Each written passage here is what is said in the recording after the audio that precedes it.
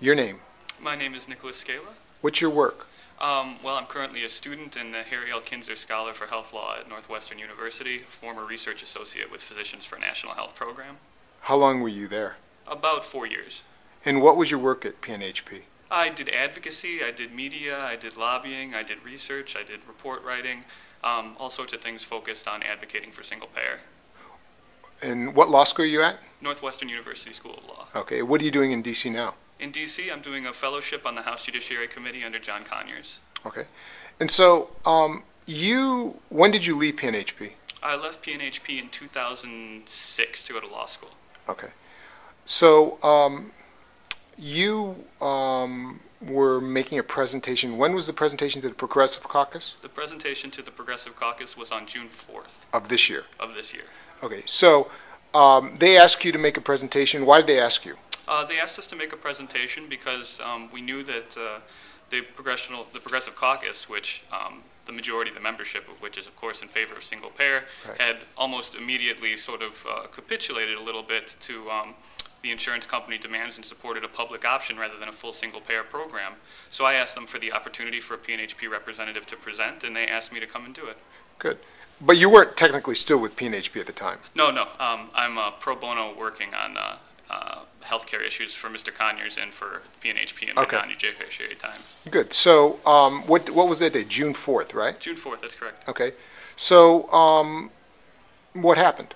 Well, I went to go present to the Progressive Caucus as a representative of physicians, and because of their position, I intended to tell them what appears to be the truth to me, which is that the public option which they're supporting is bound for failure. It'll preserve all the systemic defects that we see in the current private insurance system, which is, of course, based on profit and private insurance companies, and that single payer was the only answer, and they had it right from the get-go. How many members were in the room? I think there were 2 or 3 members and then a bunch of staff. Okay, so how many total people in the room? Oh, maybe 25 or 30. Okay, so you made the argument against the public option. Yes, I did. And what was the response? Well, the response from the Progressive Caucus staff was, first of all, very negative when they found out that this was my intention. Bill Gould, the executive director of the Congressional Progressive Caucus, emailed me after reading my testimony and the materials I was going to present to say that they were not acceptable, and there could be no comparison between single payer and between the public option. I should avoid side-by-side comparison. Now, I should say at this point, advocacy on behalf of single payer and against the public option is not a radical or even outside of the mainstream position. There's 16,000 American physicians who feel this way, hundreds of thousands of nurses, the majority of Americans, the majority of doctors, so I was there to represent them. And so Bill Gould didn't want you to make the presentation? No, he specifically asked me to not make that presentation, to not distribute materials critical of the public option, and to simply say that single payer was good. And who else asked you not to make the presentation? Darcy Berner, who I believe is the executive director of the Progressive Congress Foundation, told me that they would construe talking about the public option, even comparing it to single payer, as an attack on the members of the Progressive Caucus. Now, I can't see how honest discourse about whether or not a public option will work, especially when it comes from 16,000 doctors and the majority of nurses, as an attack on anybody who supports it. We see it as telling the truth. If you're a doctor, you don't tell someone you just need a Tylenol when what they really need is invasive surgery, and that's what I thought I was doing, was really advocating on behalf of patients, doctors, and the people who are really going to be affected by this reform. And so you, nonetheless, despite what Berner and Gould asked you to do, not to make the case, you made the case. I did. And what was the response? Well, during the presentation, it was very nasty. I got some very dirty looks from Darcy Berner during the question period, and I think once during the interview, the testimony that is, I was interrupted, told that the Progressive Caucus had taken a position on this issue, and unless I had something positive or to contribute to that, then there really wasn't much point in answering my questions. At least one of my questions to the staff of the chairman of the caucus was interrupted by the staff of the Congressional Progressive Caucus, unfortunately.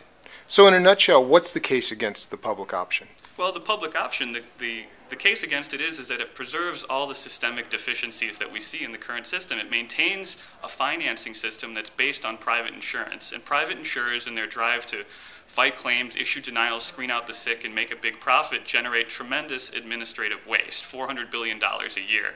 Now, you can expand coverage just by raising taxes and paying insurers to cover people, but that's not a sustainable system. It won't cover everybody, and it will fall apart quickly due to rising costs like we've seen in Massachusetts, Vermont, Oregon, Tennessee, Minnesota, state after state after state. We've attempted to patch up this fundamentally flawed system, and it hasn't worked. Now, the definition of insanity is to repeat what's gone on in the past and expect a different result, yet that's exactly what we're doing with the public option. And as a representative of physicians in that capacity, and certainly with the relationship that I have with nurses and patients, I feel it's my duty to be honest about the best policy research, the best literature, and the best experience that we have, and that all indicates that the public option is going to fail. Now, Conyers has about 80 co-sponsors for his HR 676 now, but that's really soft, right? Because most of those are going to peel off and support Obama. Well, actually, it's been amazing how many of them have come on again. I think it's about 72, 73 now.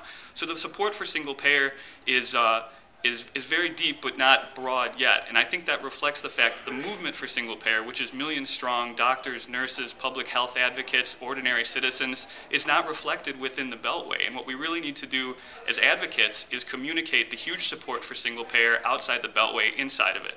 Twice last month, doctors and nurses were dragged from the Senate Finance Committee in handcuffs because they were advocating for single payer.